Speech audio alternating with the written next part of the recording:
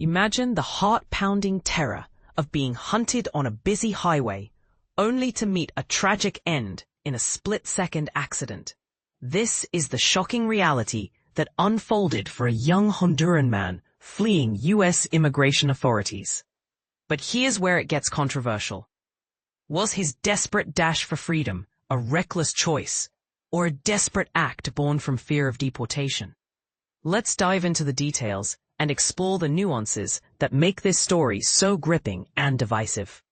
On a Thursday morning, around 11 a.m. local time, a 24-year-old Honduran national named Jose Castro-Rivera lost his life in a heartbreaking incident on the eastbound lanes of I-264 in Virginia. According to the Virginia State Police, VSP, who responded to reports of a vehicle-pedestrian collision near the Military Highway interchange, Castro-Rivera was struck by a 2002 Ford pickup truck and pronounced dead at the scene.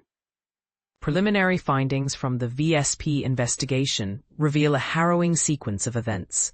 Castro-Rivera was attempting to evade pursuit by U.S. Immigration and Customs Enforcement, ICE agents. He had exited his vehicle and was trying to cross the busy interstate, putting himself and others at grave risk. It's important to note that the VSP was not directly involved in the chase, but is now leading the probe into this pedestrian accident, which is still ongoing. From ICE's perspective, as shared by a spokesperson from the U.S. Department, this not only endangered his own life, but also posed a serious threat to passing traffic.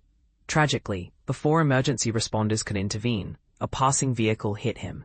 In a compassionate act, one IC officer administered CPR to Castro-Rivera, though it was unfortunately in vain.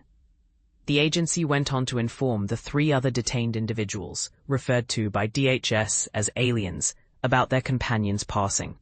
This term, alien, might seem clinical or even outdated to some, but in immigration law, it simply means someone who isn't a U.S. citizen, highlighting the legal jargon that often complicates these emotionally charged situations. To help beginners grasp the broader context, think of IC as a federal agency tasked with enforcing immigration laws, much like how local police handle traffic violations. Their operations can range from routine checks to targeted raids aimed at addressing specific issues like illegal entry or related crimes. And this isn't an isolated event.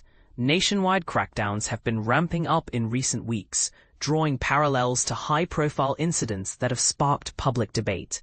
For instance, just consider the recent ICE raid in Portland, Oregon, where agents mistakenly entered the wrong home while pursuing someone else, as detailed in a CBS News report. Or, earlier this week, a targeted operation on New York City's Canal Street led to the arrest of 9 African immigrants suspected of illegal presence in the U.S., with ties to the sale of counterfeit goods. These examples illustrate how such enforcement actions can sometimes intersect with everyday communities, raising questions about accuracy and fairness. Adding another layer, ICE recently conducted a deportation flight on October 15, sending about 140 individuals back to Venezuela as part of ongoing efforts to manage migration flows. This ties into a larger picture of nearly 8,000 Venezuelan nationals deported in recent flights, underscoring the agency's role in what some call border security, and others criticize as overly aggressive. Now, and this is the part most people miss, the controversy here runs deep. On one hand, proponents of strong immigration enforcement might argue that Castro-Rivera's resistance escalated a routine stop into a deadly situation, emphasizing the need for compliance to avoid harm. But on the flip side, critics could point to stories of asylum seekers fleeing violence in places like Honduras, suggesting that fear of deportation might drive such panicked responses. What if this was a cry for help rather than defiance? And here's a provocative angle. Does labeling these individuals as illegal unfairly dehumanize them, potentially justifying risky pursuits that endanger lives? It's a debate that touches on human rights, public safety, and the ethics of immigration policy in America. What do you think?